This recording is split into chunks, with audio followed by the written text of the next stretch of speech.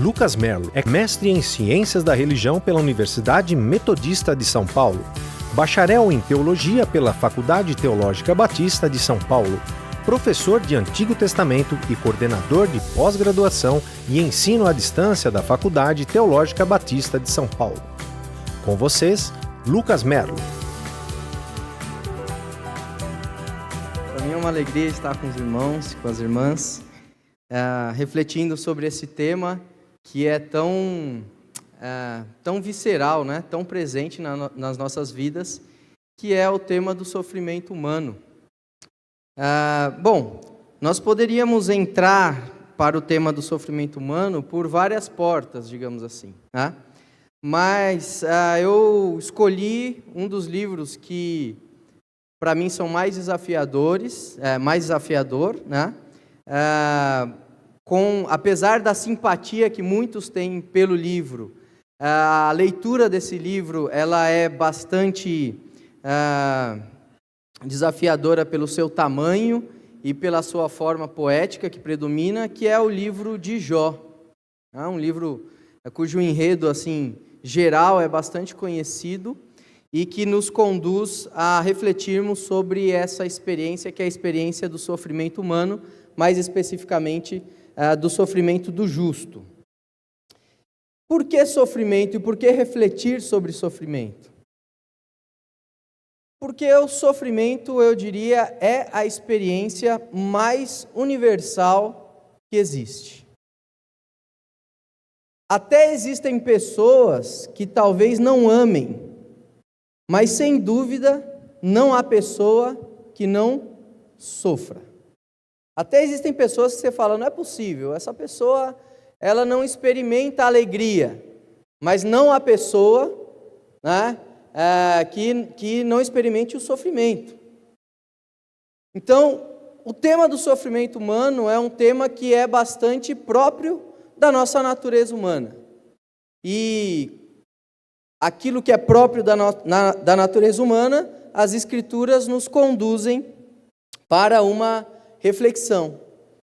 Não só por isso, não só pela universalidade do tema, mas também porque é um tema bastante próprio do ambiente religioso, do ambiente de fé. Tanto no nosso ambiente cristão, o tema do sofrimento, a rigor na nossa fé cristã, por exemplo, ele está no cerne, está no centro do nosso pensamento, da nossa reflexão de fé. Afinal de contas, o centro da nossa reflexão de fé é o sofrimento vicário de Cristo na cruz, né? Então ele é bastante próprio, mas a rigor todo o sistema religioso tenta de alguma forma responder ao sofrimento humano. Seja falando em um sofrimento que você tem que ir eliminando aos poucos a partir de reencarnações, né? Ou pela ideia de karma que você carrega, seja por meio da ideia de que todo sofrimento é ilusório e você então precisa entender isso e superar o sofrimento ilusório, ou seja por meio de uma esperança, como é no nosso caso, no caso cristão, de que um dia toda dor, toda lágrima, todo sofrimento será extirpado.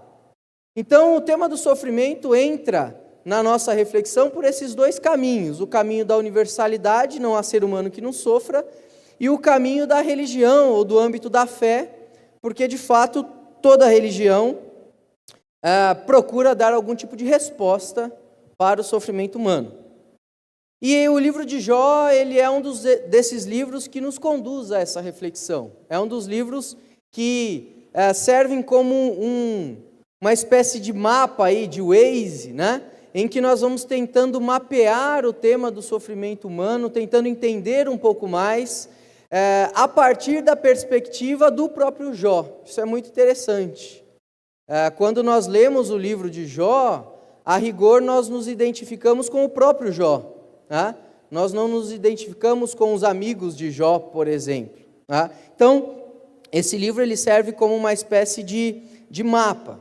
Mas para a gente entender, ou para chegarmos à nossa reflexão sobre o sofrimento humano, eu queria conduzir aqui os irmãos e as irmãs a entender um pouquinho como é que funciona o livro de Jó, para que a gente consiga dar o passo 2, e entendermos como é que o livro nos desafia quanto ao tema do sofrimento.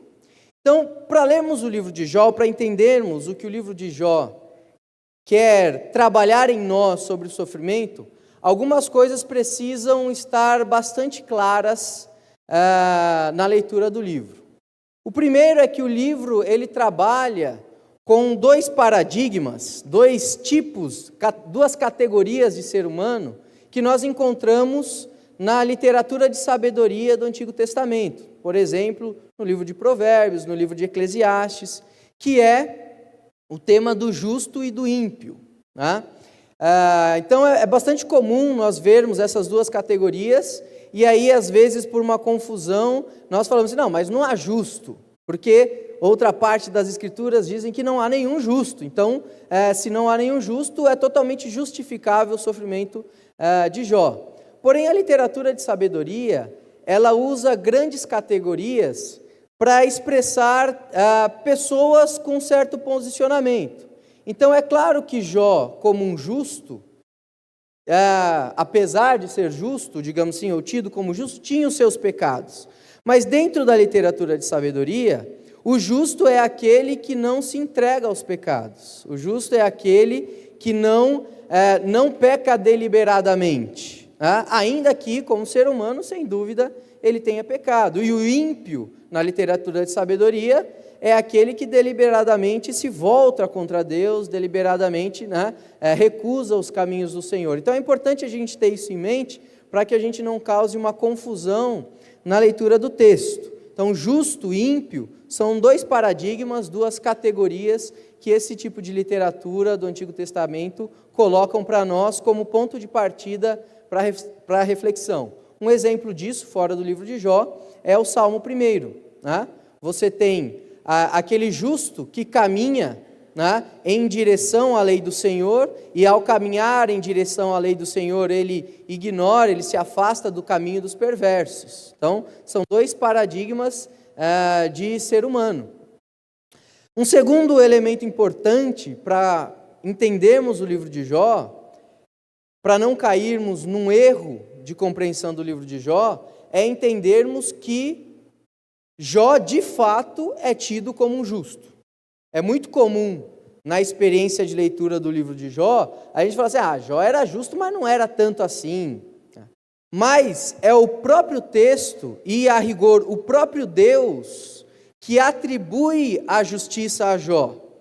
Então acompanhem comigo aí, o capítulo 1, o verso 8, quando, pela primeira vez, então Deus vai apontar para o Satanás, ou o Satã, o acusador, para que ele veja a vida de Jó. Veja o que Deus diz, pergunta ao Satanás, capítulo 1, verso 8. Perguntou ainda o Senhor a Satanás, observaste o meu servo Jó? Porque ninguém há na terra semelhante a ele, homem íntegro e reto, temente a Deus e que se desvia do mal.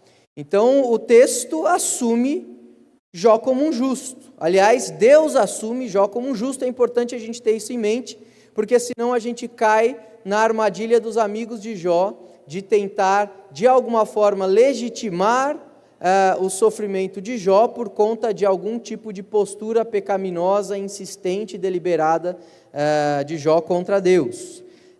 No capítulo 2, verso 3, numa segunda vez, Deus faz a mesma pergunta, Perguntou o Senhor a Satanás, observaste o meu servo Jó? Porque ninguém há na terra semelhante a ele, homem íntegro e reto, temente a Deus e que se desvia do mal. Ele conserva a sua integridade, embora me incitasse contra ele, para o consumir sem causa. Então, novamente, Deus assume a justiça de Jó, e lá no último capítulo do livro, só para a gente achar que essa justiça de Jó é uma justiça aí do início do livro, capítulo 42, verso 7, tendo o Senhor falado essas coisas a Jó, o Senhor também diz a Elifaz, o temanita, um dos amigos de Jó: a minha ira se acendeu contra ti e contra os teus 2 amigos, porque não dissestes de mim o que era reto, como meu servo Jó. Então o texto deixa muito claro que, do ponto de vista divino, Jó é tido como um justo. Então o sofrimento de Jó, a rigor, nada vai ter a ver com a sua justiça, a sua tendência em estar nos caminhos do Senhor. Ela não é um resultado de um desvio, por exemplo, deliberado de Jó, ou de uma ofensa deliberada de Jó contra Deus. Nisso o texto já nos vacina contra uma tendência muito grande de aproximarmos o sofrimento ao pecado, como se todo sofrimento fosse resultado de algum tipo de pecado. O texto aí ele já nos introduz a essa vacina. Olha, cuidado quando aproximam demais a ideia de que todo sofrimento é resultado de um pecado. E um terceiro elemento importante para entrarmos aqui no mundo do livro de Jó é entendermos que o livro ele funciona, digamos assim, em 2 ambientes. Ele funciona num ambiente celestial. Então, no ambiente celestial, Deus conversa com o acusador, Deus conversa com Satanás, Deus pergunta a Satanás o que ele viu sobre a terra, e num outro plano, a narrativa nos fala de um ambiente terreno, um ambiente no qual estão Jó e os seus amigos. Por que isso é importante?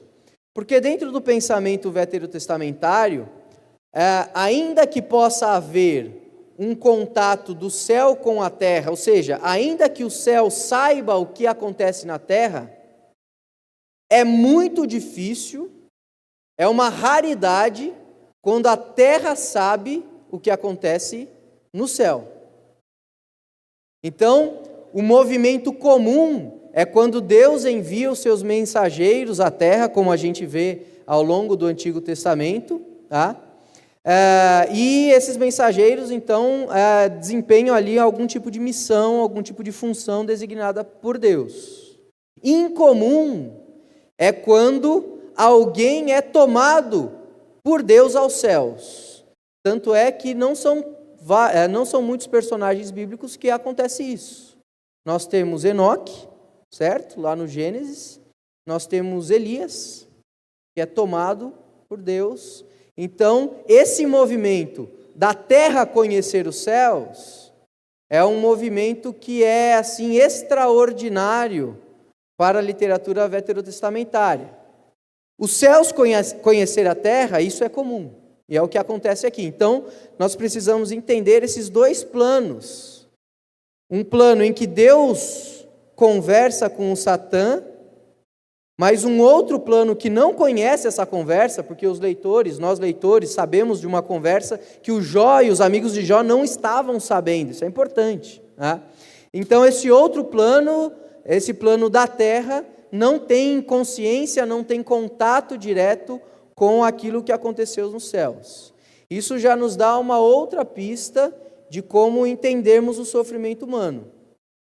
Há movimentos celestiais, e nós queremos que esses movimentos existem, mas que a rigor, a não ser por um ato revelador de Deus, esses movimentos são por nós desconhecidos. Nós não temos acesso a eles.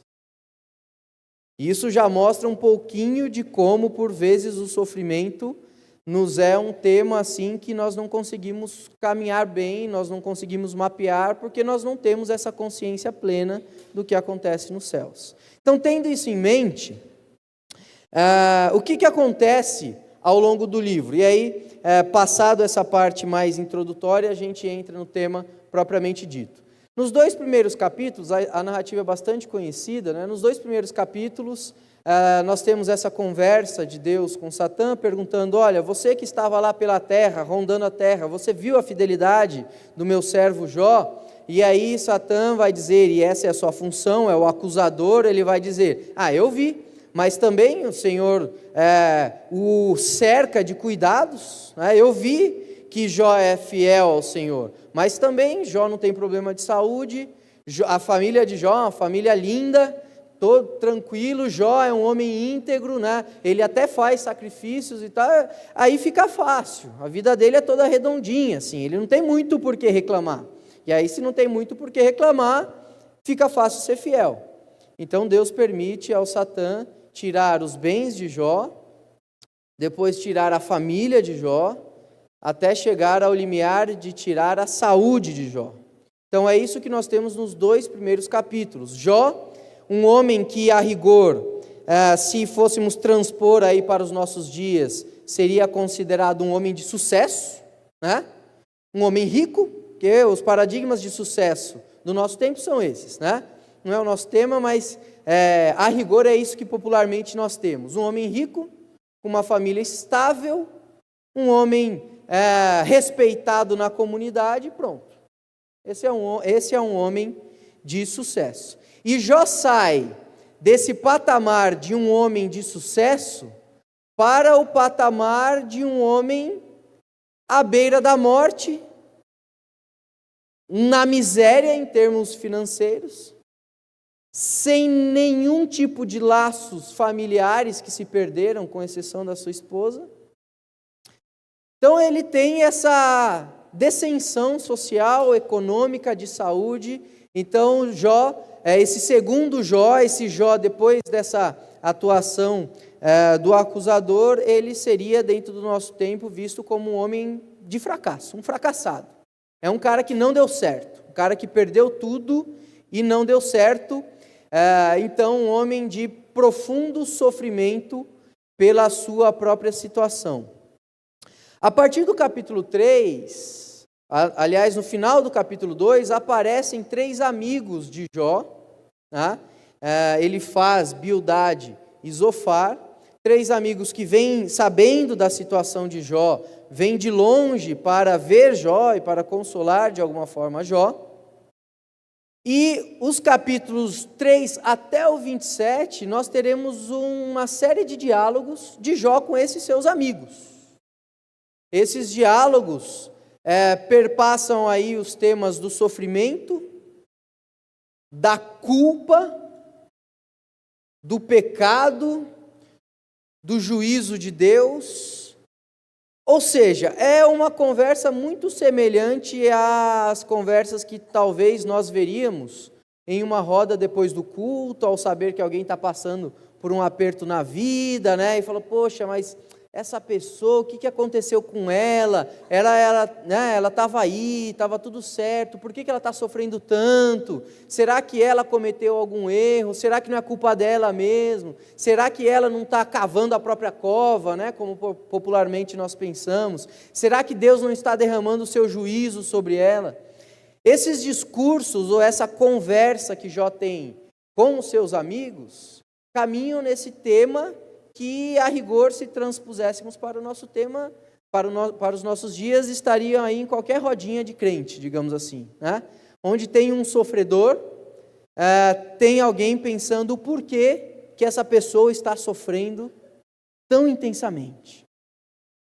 Então, esses são os diálogos de Jó com os seus amigos. No capítulo 28, o livro faz uma pausa, nós temos uma espécie de poema perguntando onde é que está a sabedoria, é mais ou menos como se o texto dissesse: quem é que explica essa bagunça toda do sofrimento humano? Segue-se a ele um lamento de Jó, nos capítulos 29 a 31, quase que um último discurso de Jó. No 32 ao 37 aparece um quarto amigo de Jó, um rapaz mais jovem, mais ousado, que espera os 3 amigos mais velhos falar e dar as suas explicações. Então ele chega e fala assim: olha, agora, já que vocês não conseguiram dar conta da explicação do sofrimento de Jó, deixa eu falar um pouquinho aqui, Esse é a figura de Eliú, que aparece lá no 32. E depois do discurso de Eliú, nós temos uma mudança no livro, porque esses três amigos se calam, Eliú se cala, Jó se cala, e aí então, a partir do capítulo 38, quem aparece, quem se manifesta a Jó, é o próprio Deus, e Deus então vai fazer 2 discursos a Jó, vai falar, dois grandes discursos a Jó, discursos esses marcados pela pergunta, Deus perguntando a Jó, isso até o 41, e o livro termina então no capítulo 42, depois de Jó entendendo, não necessariamente o porquê do seu sofrimento, mas como Deus se relaciona com ele, e como Deus se relaciona com o que aí está, então Deus repreende os amigos de Jó, e Deus restaura a vida de Jó. Bom, isso é para a gente conhecer um pouco o livro, porque a gente não consegue fazer uma compreensão satisfatória das Escrituras sem a gente conhecer como as Escrituras funcionam. Essa ideia de destacarmos um versículo ou outro assim a nosso bel prazer não faz parte do raciocínio das Escrituras. Então, para conhecermos o que as Escrituras têm a nos dizer sobre algo, nós precisamos desse exercício de entender como ela funciona. E é isso que eu fiz aqui com os irmãos, assim, brevemente, para que nós possamos finalmente refletir sobre o sofrimento humano, mais especificamente sobre o sofrimento do justo. Porque, convenhamos, quando alguém que não leva lá sua vida, bem regrada, a gente sabe que não é uma pessoa assim, lá que nós chamaríamos de cidadão de bem, quando alguma coisa ruim acontece a essa pessoa, nós não procuramos muitas explicações. Nós meio que entendemos que é uma equação que se fechou, talvez, ainda que com uma certa crueldade, mas no nosso íntimo é assim que a gente faz, bom, ele colheu o que plantou, enfim. A gente não fica dando muita volta para justificar o sofrimento dessa pessoa. Agora, quando uma pessoa, como um Jó, uma pessoa aí de bem, que paga seus impostos, paga tudo direitinho, paga suas contas, tenta ser um bom pai de família, uma boa mãe de família, trabalha certinho, tal. Quando essa pessoa, de repente, a vida dá uma rasteira nela, é nesse momento que surge a nossa pergunta sobre o porquê do sofrimento. E quando o sofrimento fecha uma equação, na nossa mente está tudo certo. O cara plantou, colheu, beleza. Com requintes de crueldade, inclusive, Plantou, colheu e às vezes foi até merecido. No nosso íntimo é assim que a gente resolve a equação, está tudo certo. Agora, quando é aquele irmão, aquela irmã piedoso da igreja, aquele diácono querido que já ajudou tantas famílias, aquele pastor, enfim, aquela pessoa que é uma pessoa de bem, nós chamaríamos de uma pessoa de bem, quando ela passa por uma situação assim, de tamanho sofrimento como essa que Jó passou, nesse momento a pergunta mais natural que vem é: por quê? Deus, mas por que ele? Ou a própria pessoa perguntando: Deus, mas por que eu? Por que eu, que sempre caminhei nos caminhos do Senhor, pecador, é verdade, mas sempre me esforçando para me submeter ao Espírito Santo? Por que eu? É nesse momento, então, que vem a pergunta pelo sofrimento. Então, essa pergunta, ela nasce numa dinâmica em que nós entendemos que o sofrimento está ligado a uma certa equação da vida. E que quando essa equação se fecha, no caso de cidadãos que não são de bem, está tudo certo, mas quando essa equação não se fecha, no caso de cidadãos de bem, a gente fica pensando como é que fecha ela então. O que o livro de Jó vai nos conduzir é para deixarmos essa equação um pouco mais difícil. É numa reflexão em que o sofrimento ele não está apenas na dinâmica do indivíduo com Deus ou do indivíduo com a vida, mas ele acontece numa dinâmica em que há o indivíduo que sofre, o Deus a quem ele crê e a resposta desse Deus a ele, mas também na dimensão em que há outros que observam este que sofre, e nas respostas que eles dão ao sofrimento deste que sofre, e nas respostas que este que sofre dá a estes que o observam. Então, no livro de Jó, que corresponde a rigor mais à nossa dinâmica de vida, o sofrimento não é um tema de eu e Deus.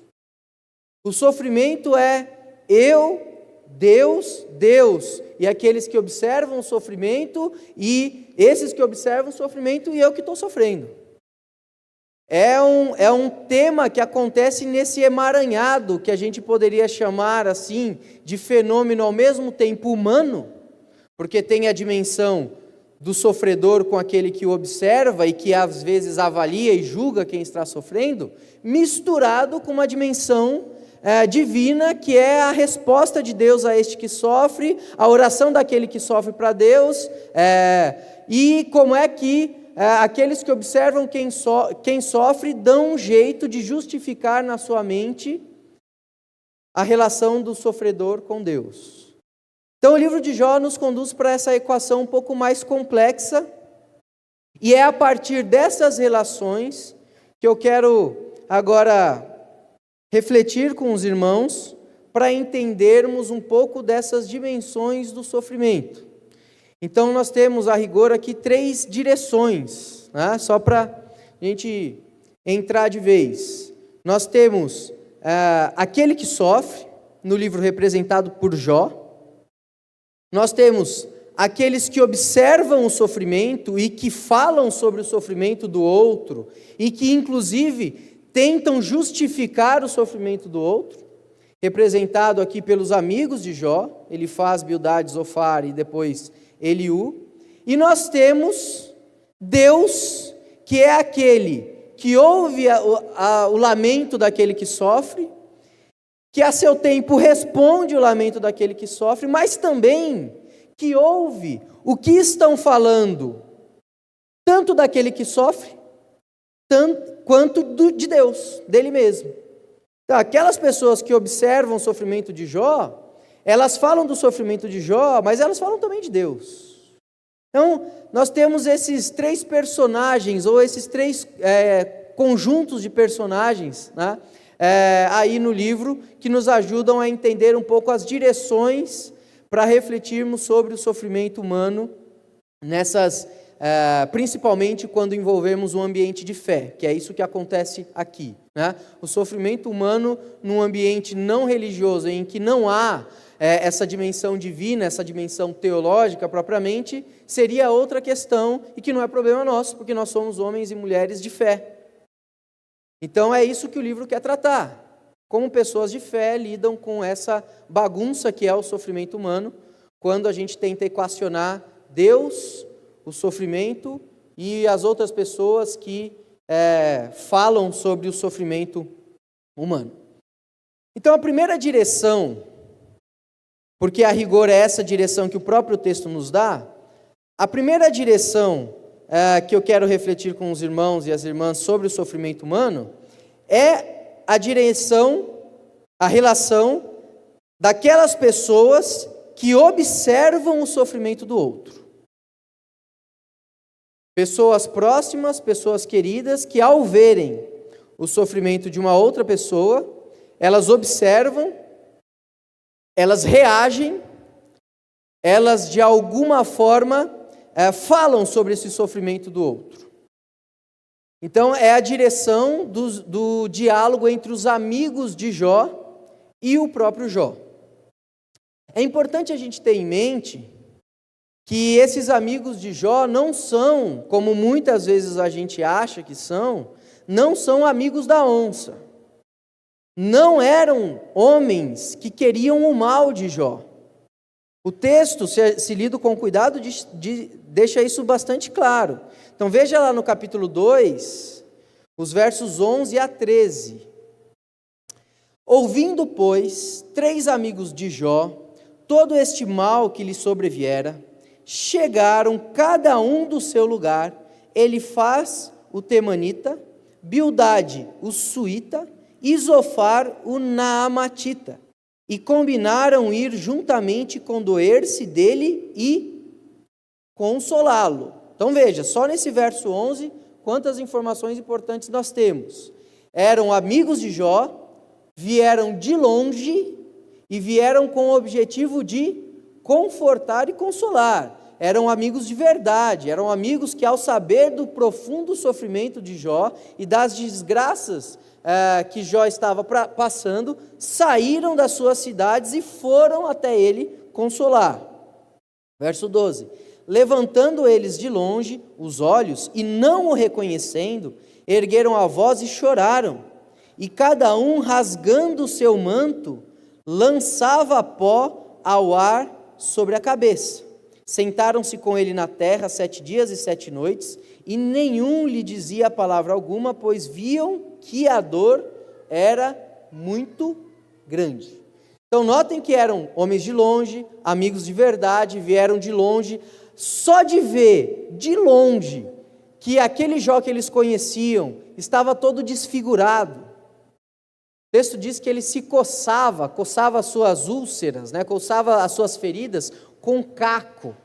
Então, só de ver de longe o estado de Jó, o sofrimento de Jó, eles já começaram a chorar, condoeram-se, tiveram compaixão de Jó.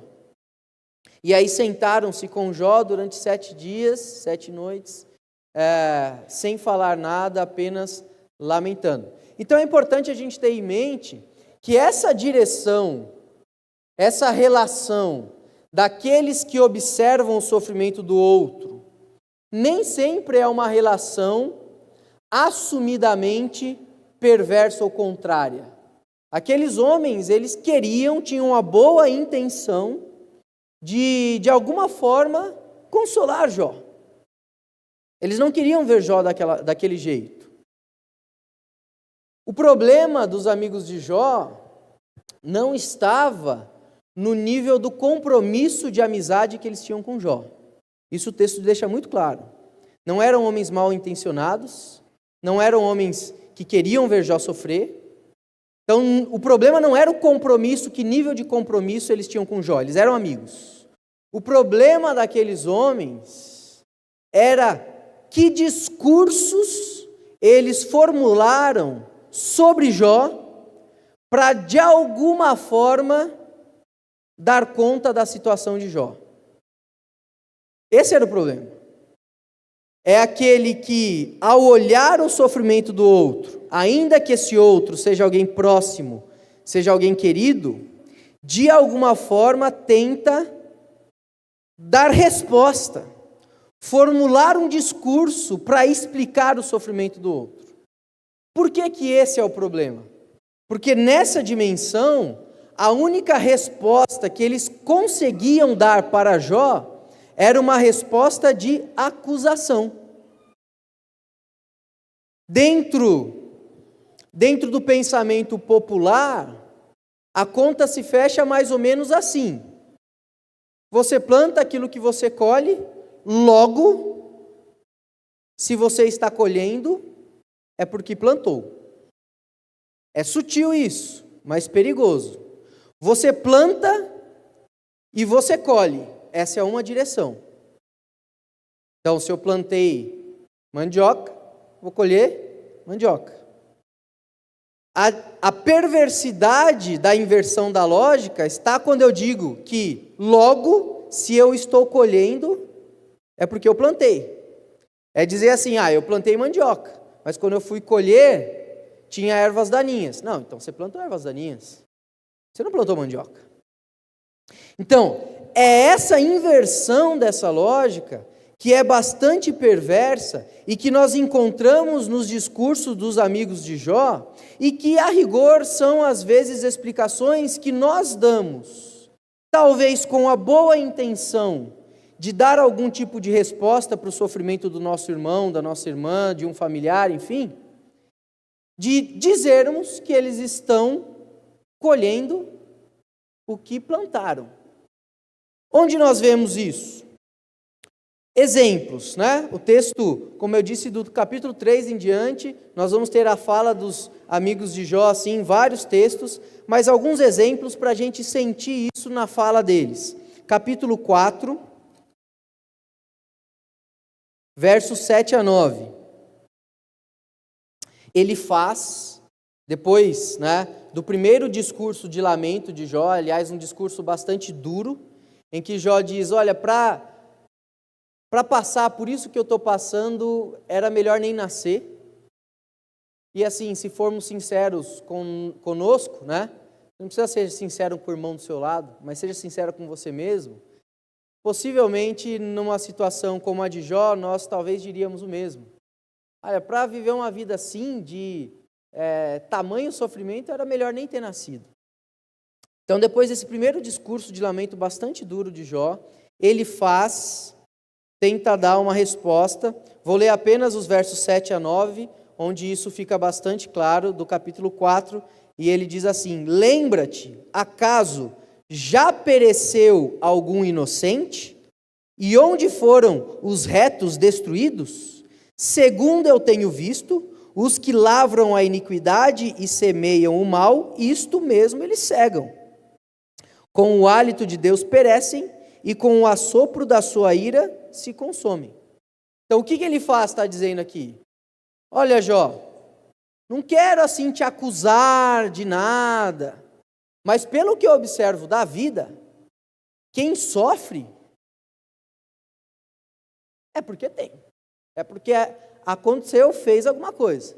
Ou no nosso ditado popular, né? Onde há fumaça, há fogo. Como se ele dissesse assim, olha, ô Jó, me desculpe aí a ousadia, né? Com todos os dedos que às vezes nós tomamos para falar algo assim, mas essa sua situação de sofrimento só tem uma explicação. Você cometeu um pecado. Nós vemos isso onde mais? Como exemplo só, né? Vemos isso no livro todo, capítulo 8, versos 3 e 4.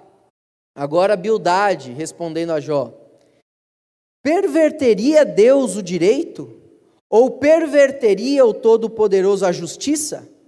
Se teus filhos pecaram contra ele, porque os filhos de Jó tinham morrido, né?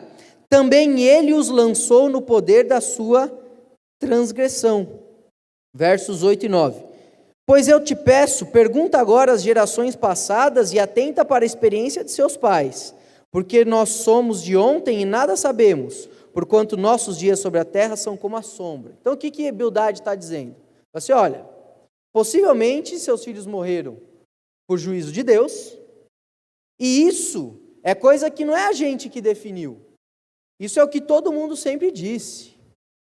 A rigor, isso é o que a tradição, e a tradição é exatamente isso que vai sendo passado de geração por geração. Diz, olha, nós nascemos ontem, mas sempre na história da humanidade nós assumimos essa lógica de que quem colhe alguma coisa é porque plantou isso aí. Então, os amigos de Jó, ainda que amigos sinceros, bem intencionados, nessa relação entre ele e eles, né, os amigos, e aquele que sofre, o próprio Jó, eles acabam acusando Jó. Isso é algo bastante presente quando nós observamos algum tipo de tentativa de dar conta do sofrimento dos outros no nosso ambiente religioso, no nosso ambiente de igreja. Quando nós vemos alguma coisa e às vezes a gente fala assim, não sei, né? Tem gente que diz umas coisas por aí sobre essa pessoa, não sou eu que estou julgando. Mas... Então essa é uma primeira dimensão que nós precisamos tomar muito cuidado. Que tipo de respostas, que tipo de discursos nós formulamos sobre o sofrimento que não é nosso? Porque uma coisa é nós darmos conta do nosso próprio sofrimento. É nós tentarmos enxergar como é que Deus está tentando trabalhar na nossa vida. É nós, às vezes, até racionalizarmos esse sofrimento por alguma lógica pessoal nossa. Isso faz parte. Nós conosco mesmo. Agora, o sofrimento do outro, a vida do outro, isso é território sagrado. E essa primeira direção que o livro nos coloca, a direção dos discursos que os amigos de Jó falam sobre o próprio Jó e sobre o seu sofrimento, é algo que precisa nos chamar a atenção para esse cuidado que nós precisamos ter para não acusarmos de pecado aquele que pode estar sofrendo por qualquer outro tipo de relação que não uma relação com o pecado. Numa segunda dimensão, nós temos como é que esses amigos de Jó, como é que aqueles que observam o sofrimento do outro, falam sobre Deus. Então, você vê uma pessoa sofrendo, essa pessoa, como o próprio Jó, é um cidadão de bem, digamos assim, um homem de sucesso. Essa pessoa está passando por um terrível sofrimento. Existe essa dimensão em que nós formulamos o discurso sobre o sofrimento do outro, mas ao formularmos um discurso, uma explicação sobre o sofrimento do outro, nós automaticamente incluímos nessa lógica um discurso sobre Deus. Nós precisamos, de alguma forma, colocar Deus nessa lógica aí. E como é que os amigos de Jó colocam Deus nessa equação? Por meio da justificação. Justificação não a justificação pela fé, Paulo, lá em Romanos, mas é aquela ideia de que, bom, Deus está lá no céu, Deus sabe o que faz, então Deus está isento. O problema, certeza que é Jó. Por vezes é assim que também nós tratamos o sofrimento do outro. Nós meio que nos colocamos na posição de advogados de Deus, como se Deus precisasse de advogado, né?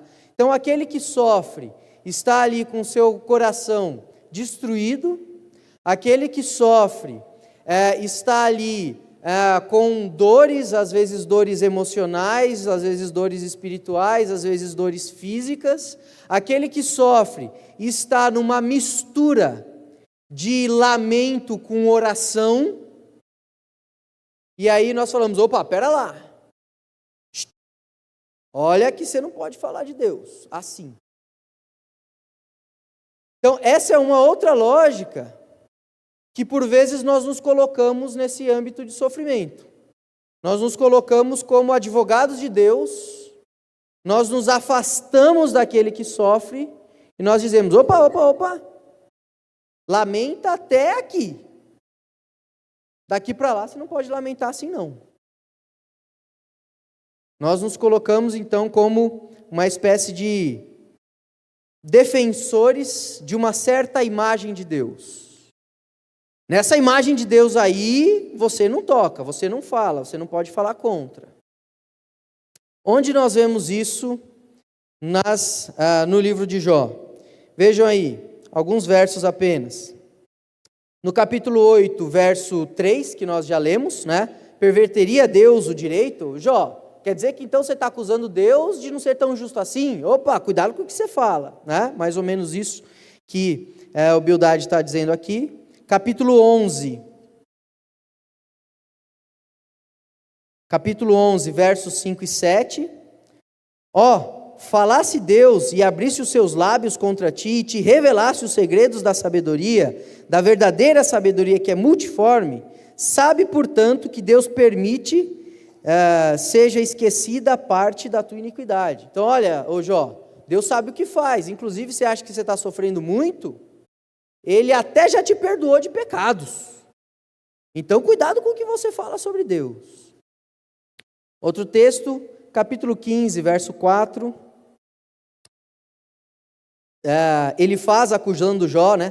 Tornas vão o temor de Deus e diminuis a devoção a ele devida. Jó, o que você está fazendo não é certo. Capítulo 22, Tem outros, mas esse vai ser o último. Capítulo 22, versos 2 a 4. Porventura, ele faz respondendo novamente, porventura será o homem de algum proveito a Deus? Antes o sábio é só útil a si mesmo. Ou tem o Todo-Poderoso interesse em que sejas justo, ou algum lucro em que faças perfeitos os teus caminhos? Ou te repreende Deus pelo teu temor de Deus? Ou te repreende pelo teu temor de Deus? Ou entra contigo em juízo? Então, nos discursos dos amigos de Jó, sempre tem aí o elemento Deus, e eles se colocam assim, olha, se eu tiver que escolher entre você que está sofrendo, esses negócios que você está falando sobre Deus aí, Deus, eu vou preservar essa certa imagem de Deus que eu tenho, esse conceito de quem Deus é que eu tenho. Por que isso é perigoso? Porque quando a gente chega no final do livro, nós já lemos esse texto, não vou repetir, no capítulo 42, Deus fala assim, olha, vocês não falaram o que é justo sobre mim. Jó falou. Jó, no centro do seu sofrimento, mesmo passando por tudo que passou, e mesmo falando palavras duras sobre mim, ele foi sincero, ele foi legítimo. Já vocês estão só interessados em preservar uma certa reputação. Não, não pode falar isso não, cuidado aí. Vocês não se interessaram por ele. E por isso o que vocês falaram sobre mim não corresponde a quem eu sou. Então, se Deus não tivesse falado isso, a nossa tendência talvez fosse olhar para o que os amigos de Jó falam a Jó sobre Deus e dizer, mas eles estão certos. Tem que defender Deus mesmo, tem que defender a integridade de Deus, tem que defender essa imagem de Deus. Mas Deus fala assim, não tem que não. Porque não é essa a responsabilidade de quem observa, quem sofre, diante do sofrimento do outro. Como se Deus dissesse para eles, por que vocês me defenderam mesmo? Eu contratei vocês como meus advogados? Por que vocês, entre aspas, ficaram do meu lado e não do lado de Jó? Não entendi. Então essa é uma segunda dimensão do sofrimento, nessa relação entre Deus, aquele que sofre, e aqueles que observam quem sofre. A nossa tentativa de, ao observar o sofrimento do outro, justificar Deus para ficarmos bem com Deus, mas sem nenhum tipo de relação mais arriscada para com aquele que sofre. Aí nós temos a relação daquele que sofre para quem o observa. É a resposta. Nós vimos que aquele que está observando quem sofre, está ali com seu discurso religioso, mesmo que cheio de dedos, a rigor acusando aquele que sofre de estar recebendo aquilo que plantou. Agora, quem sofre também responde. Responde como? Se defendendo. Nas falas de Jó, e é muito importante a gente ter isso em mente, nas falas de Jó, Jó se sente incompreendido. E por vezes, é essa sensação de quem está sofrendo, que quem está sofrendo tem no nosso ambiente religioso. É que ele lamenta, é que ele questiona a sua situação, é que por vezes, de fato, ele chega a questionar Deus, mas em vez de ter alguém que ouça o que ele está querendo dizer, que ouça a sua dor, tudo que ele ouve são respostas para de alguma forma explicar o seu sofrimento. E aí nessa hora a pessoa se fecha e ela reage se defendendo. Então veja isso, alguns versos apenas, capítulo 12, uma das respostas de Jó, verso 1 a 5. Então Jó respondeu, na verdade vós sois o povo, e convosco morrerá a sabedoria. Um parênteses aqui, o livro de Jó precisa ser lido com essa percepção das ironias nas falas, tanto de Jó quanto dos seus amigos. E é isso que Jó está fazendo aqui. Vocês são sábios, né? Se a voz do povo é a voz de Deus, então Deus fala o que vocês falam. É isso mais ou menos o que eles estão dizendo. Vós sois do povo, e convosco morrerá a sabedoria. Também eu tenho entendimento como vós, eu não vos sou inferior. Quem não sabe coisas como essas? Eu sou irrisão, eu sou um motivo de riso, né, para os meus amigos. Eu que invocava a Deus, e ele me respondia: o justo e o reto servem de irrisão. No pensamento de quem está seguro, há desprezo para o infortúnio, um empurrão para aquele cujos pés já vacilam. Olha o que Jó está dizendo. Ele falou assim: olha, se essa sabedoria que vocês têm, se é isso que vocês têm a me dizer, que, eu estou passando por essa situação porque eu pequei, muito obrigado, esse discurso eu já conhecia, então vocês só estão fazendo com que eu seja um motivo de riso por aí, então eu agradeço, podem se recolher ao seu silêncio, porque eu não preciso desse tipo de discurso. Outro texto, 13, 1-6. Eis que tudo isso viram os meus olhos, e os meus ouvidos o ouviram e entenderam. Como vós o sabeis, também eu sei, não vos sou inferior. Mas falarei ao Todo-Poderoso e quero defender-me perante Deus. Vós, porém, besuntais a verdade com mentiras, e vós todos sois médicos que não valem de nada. Tomara vos calasseis de todo, que isso seria a vossa sabedoria. Se eu puder expressar diante de Deus, eu vou esperar uma resposta dele, porque de vocês, melhor ficarem quietos. É isso que Jó está dizendo. Outras referências aqui, não vou me delongar para conseguirmos caminhar, mas essa é a reação mais natural quando nós viemos, né, diante daquele que sofre, com uma resposta por vezes pronta, com uma resposta por vezes simplista, e com uma resposta que por vezes tem o único objetivo de de falar assim, é isso aqui, resolve isso aqui e você vai parar de sofrer. E aí Jó diz, não, isso aí não dá conta desse meu sofrimento. Se é essa a resposta que vocês têm, obrigado, mas eu não quero. Então essa é uma outra dimensão, a dimensão daquele que responde àqueles que, ao tentarem dar uma resposta ao seu sofrimento, acrescentam mais sofrimento. Porque é isso que os amigos de Jó, ainda que com boas intenções, estão fazendo. Então, defesa, né, essa resposta. Mas também há a dimensão da relação daquele que sofre com Deus.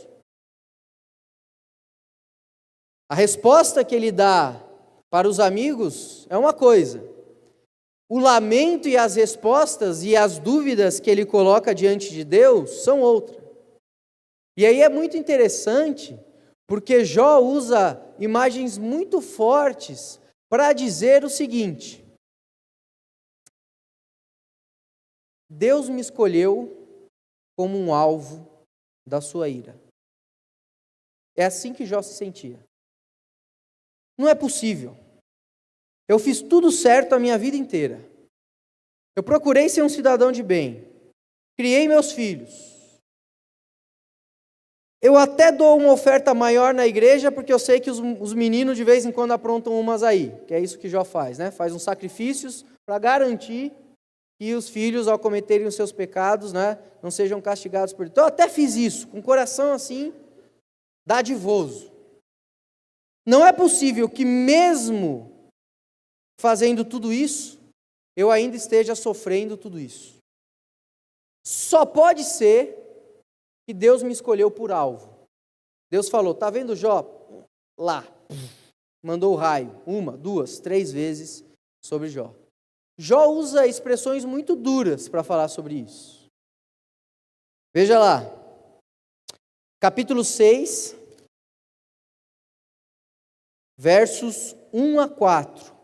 Então Jó respondeu: se a minha queixa de fato se pesasse, e contra ela numa balança se pusesse a minha miséria. Esta, na verdade, pesaria mais que a areia dos mares. Por isso é que as minhas palavras foram precipitadas.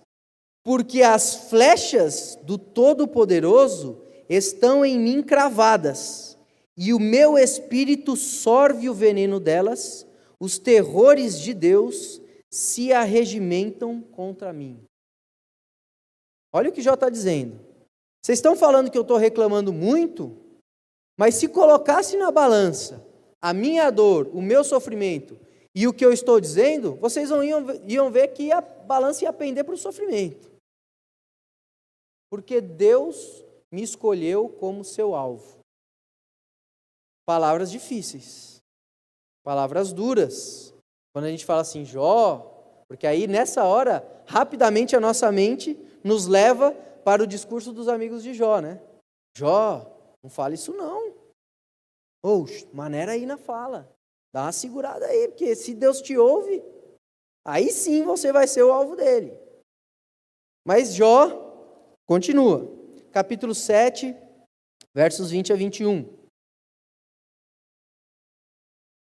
Se pequei, que mal te fiz a ti, ó espreitador dos homens?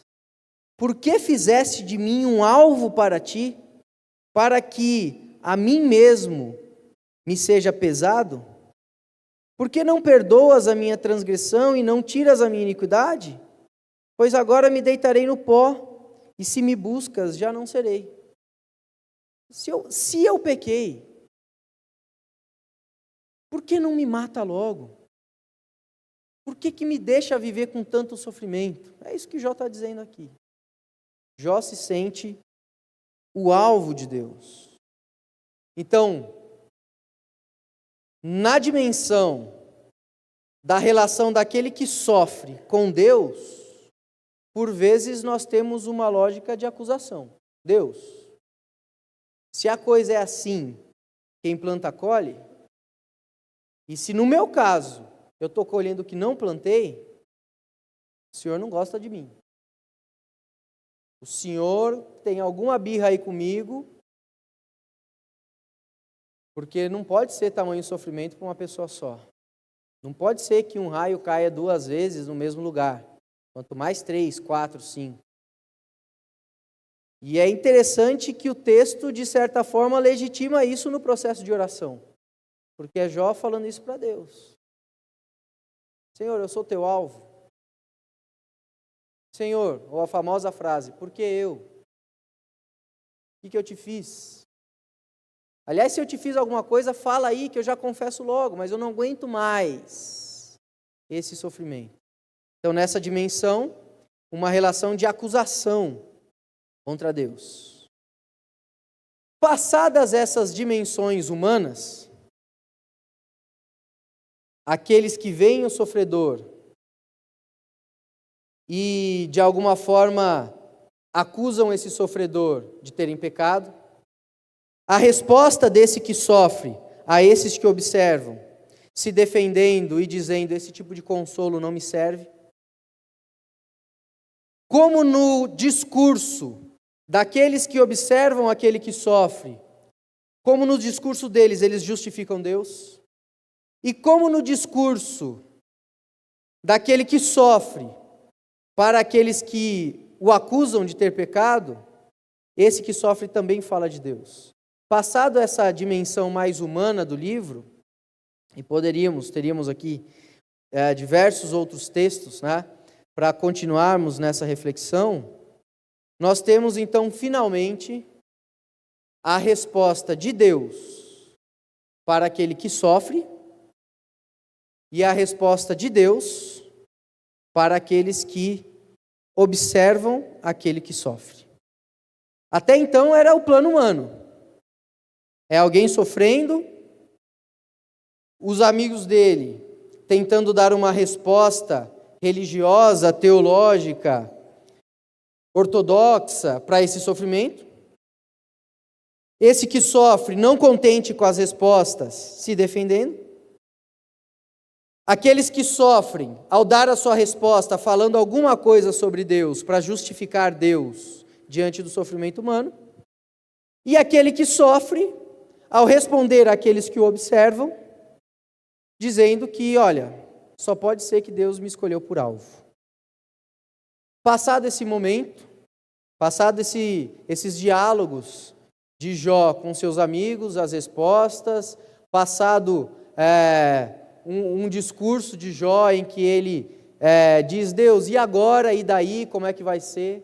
Passada a intervenção de Eliú, o quarto amigo mais jovem, né, de Jó, que aparece no 32, e que, com mais requinte, com mais cuidado, com mais reflexão, a rigor dá a mesma resposta dos amigos de Jó para ele.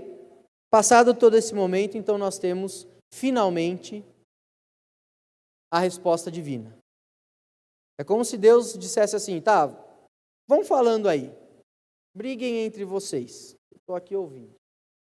Beleza, você falou isso, tal, você outro achou que está me defendendo, mas ok.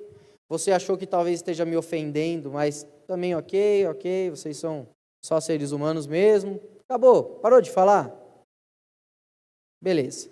Então agora Deus fala, capítulo 38 e 39, capítulo 40 e 41.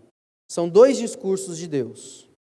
Esses discursos, a gente não vai ler todo, né? São 4 longos capítulos, mas no primeiro discurso, Deus fala assim, Jó, você está aí se questionando sobre o seu sofrimento, você, está recusando as respostas dos seus amigos sobre o seu sofrimento, mas agora eu quero te fazer algumas perguntas.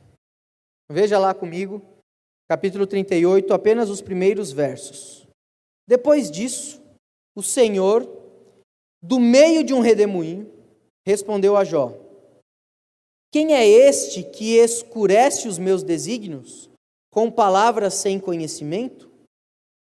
Cinge, pois, os lombos como homem, pois eu te perguntarei e tu me farás saber. Onde estavas tu quando eu lançava os fundamentos da terra? Dize-mo, se tens entendimento. Quem lhe pôs as medidas, se é que o sabes? E o discurso de Deus vai caminhar para uma série de perguntas. Deus fala assim, Jó, você já falou bastante, seus amigos falaram, todos vocês falaram bastante, agora eu quero perguntar para você, inclusive fique em pé para falar comigo. Vou te perguntar e você vai me responder. Onde você estava quando eu criei todas as coisas? Onde você estava, e o discurso até o capítulo 39, vai passeando por diversos fenômenos da criação. Onde você estava quando eu estabeleci a ordem dos ventos? Aliás, é você que pôs a ordem dos ventos? Só para eu saber, assim, curiosidade. Quem é que pôs os limites da água? Do céu? Quem é que controla os ciclos da vida? Foi você que fez isso? Foi você que desenhou isso aí? Foi você que planejou? Quem, Jó? Quem é que pôs as estrelas no céu? Quem é que faz o sol nascer todos os dias? Quem é que controla os ciclos da lua? Jó, quem? Quem, Jó? E não baixa essa cabeça não, isso aí já sou eu dizendo, né? O texto não diz isso. Não baixa essa cabeça não, porque eu estou perguntando para você. Quem? Quem? Foi você? Foi você? Foi você? Final do capítulo, no comecinho do capítulo 40, verso 3 a 5, Jó dá a primeira resposta a Deus. Então Jó respondeu ao Senhor e disse, sou indigno. O que eu te responderia? Ponho a mão na minha boca. Uma vez falei e não replicarei, aliás, 2 vezes e não prosseguirei. Mas Deus fala assim, ok, mas eu vou continuar perguntando. E no segundo discurso de Deus para Jó, Deus faz o mesmo movimento, né? Então o Senhor, do meio de um redemoinho, respondeu a Jó, verso 6 do capítulo 40, cinge agora os lombos como homem, eu te perguntarei e tu me responderás. Então, Jó, não acabei não, tem mais pergunta. Nesse discurso final, vão predominar duas figuras da cultura antiga que representavam o caos, que são o Behemoth, às vezes traduzido como o hipopótamo, mas é uma expressão que indica um ser gigantesco, e também no 41 o Leviatã, que é traduzido em algumas versões por crocodilo, uma tentativa de naturalizar essas figuras, mas que possivelmente dentro daquela cultura representavam o caos. Então, no último discurso, Deus fala assim, aliás, Jó, uma última pergunta para você. Quem é que controla a bagunça toda? Quem é que controla os símbolos do caos na sua cultura? Quem é que põe um anzol na boca do Leviatã? É você? Você consegue dar conta disso? Quando você olha essa bagunça toda que é a realidade humana, quando você olha essa bagunça toda que é o sofrimento humano, eu te pergunto, é você que consegue dominar? Depois desse último discurso, mais uma vez, capítulo 42, versos 1 a 6, nós temos a última resposta de Jó a Deus. Então respondeu Jó ao Senhor, bem sei que tudo podes, e nenhum dos teus planos pode ser frustrado. Quem é aquele, como disseste, que sem conhecimento encobre o conselho? Na verdade, falei do que não entendia, coisas maravilhosas demais para mim, coisas que eu não conhecia. Escuta-me, pois, havias dito, e eu falarei. Eu te perguntarei, e tu me ensinarás. Eu te conhecia só de ouvir, mas agora os meus olhos te veem, por isso me abomino e me arrependo no pó e na cinza. Às vezes esses versos são lidos com uma tentativa de justificar o sofrimento de Jó. Está vendo? Jó se arrependeu. Se se arrependeu, é porque pecou. Mas a gente não percebe que o que Jó se arrepende aqui não é de nada que tenha causado o seu sofrimento, senão de ter tido a postura de colocar Deus contra a parede e exigindo de Deus algum tipo de resposta. É disso que ele se arrepende. De ter tido a ousadia de chegar diante de Deus e falar assim, o Senhor me deve satisfações. O Senhor não pode fazer isso comigo sem me dar satisfações. E aí Deus fala assim, esse seria o resumo dos discursos divinos. Sério, Jó? Por quê? Por que eu tenho que te dar satisfações? Onde estava você quando eu criei tudo? Então o discurso de Deus conduz Jó a perceber a sua pequenez, a sua fragilidade, a sua fugacidade diante da vida e diante do próprio Deus. E é percebendo isso que Jó fala assim, é mesmo, né? Por que eu perguntei por quê? Por que eu achei que eu podia colocar Deus contra a parede? Por que do meio do meu sofrimento eu achei que Deus deveria me dar resposta? Aí Jó diz, eu me arrependo, na lama e no pó, por ter achado que era merecedor de alguma justificativa de Deus. Essa é a primeira dimensão, digamos assim, da resposta de Deus para com o sofredor e da resposta do sofredor para com Deus. Às vezes a gente, no auge do nosso sofrimento, nós acusamos Deus, queremos pôr Deus contra a parede, mas aí Deus vem e se mostra.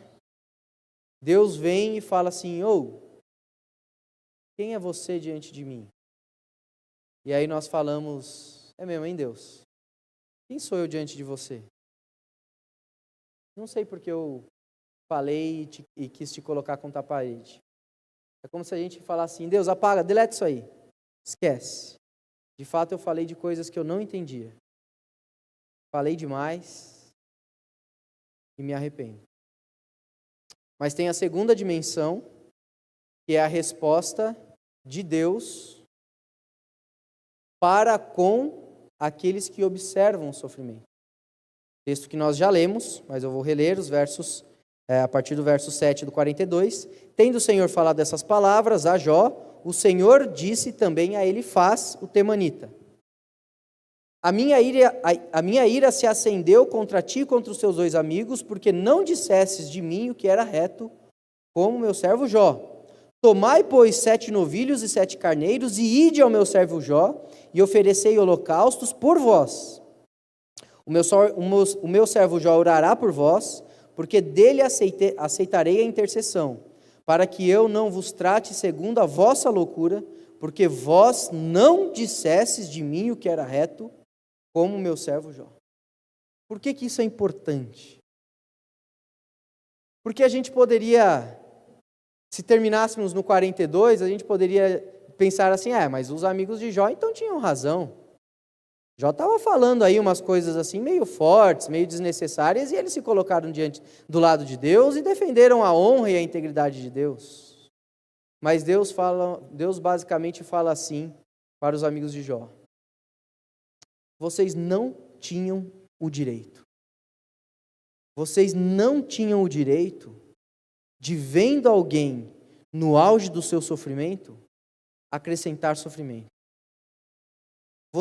Eu até consigo entender, Deus falando, né? Eu até consigo entender as duras palavras de Jó, que Jó, no auge do seu sofrimento, disse sobre mim.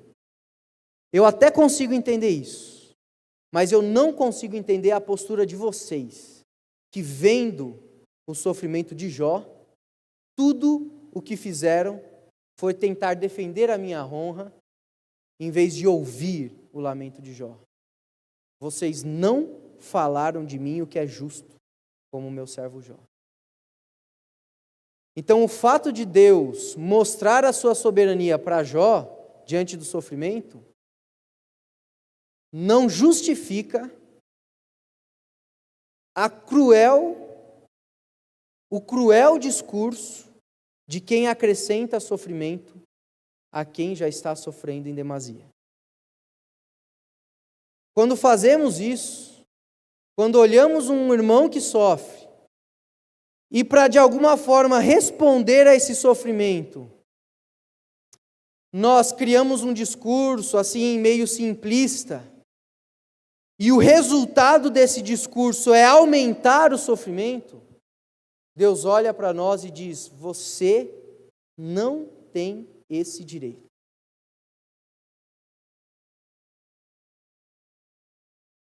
Porque ao sofrimento, quem responde é Deus. É mais ou menos isso que o livro está nos conduzindo a refletir. Quem responde ao sofrimento é Deus. Então, ao mesmo tempo que o livro reforça a soberania de Deus, fica muito claro no discurso final, ao mesmo tempo, o livro nos diz que, do ponto de vista humano, alguns sofrimentos são, poderíamos dizer, aleatórios. Nós não sabemos o motivo, nós não sabemos a razão, nós não sabemos o porquê, nós não sabemos se tem um objetivo. Por que isso? Porque o céu, lembra nos 2 primeiros capítulos? Porque o âmbito do céu nos está vedado. Nós não subimos ao céu, entendemos as respostas e voltamos com as explicações. Se não é Deus, por sua livre vontade, falar alguma coisa, o sofrimento humano, por vezes, por nós, não tem explicação humana que dê conta. E ponto. Nós precisamos aprender isso. É como se Deus dissesse aos amigos de Jó: vocês precisam ser mais humanos, vocês querem ser muito divinos, dando respostas ao sofrimento do seu amigo. Vocês precisam ser mais humanos. Se eu quiser falar sobre o sofrimento, eu falo.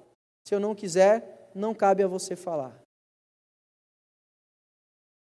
Então, ao mesmo tempo, o texto reforça a soberania de Deus, mas coloca um ar de contingencialidade, imprevisibilidade e falta de controle das experiências humanas de sofrimento. Nós não damos conta. Nós não damos conta. Aliás, mesmo no discurso divino, é isso que Deus diz para Jó. Eu não vou te responder, porque você não dá conta. Não é sua função saber. E aí Jó fala: eu não dou conta. Nós não damos conta. Então, em vez de responder à pergunta do porquê o justo sofre, o livro, por meio desses diálogos de Jó com seus amigos e da resposta de Deus a Jó e aos seus amigos, nos conduz a uma outra pergunta que fica subentendida, que é: por que nós acrescentamos sofrimento a quem já sofre? É essa a pergunta que nós precisamos fazer quando nós estamos diante de alguém que sofre. Eu estou sendo algum tipo de refrigério para essa pessoa? Eu estou, de alguma forma, tentando ouvir o seu lamento e sentir com ele o que ele sente? Ou eu estou acrescentando sofrimento a quem já está sofrendo? É essa a pergunta que cabe a nós, seres humanos. Por que nós, por vezes, acrescentamos sofrimento a quem já sofre? Podemos fazer uma oração?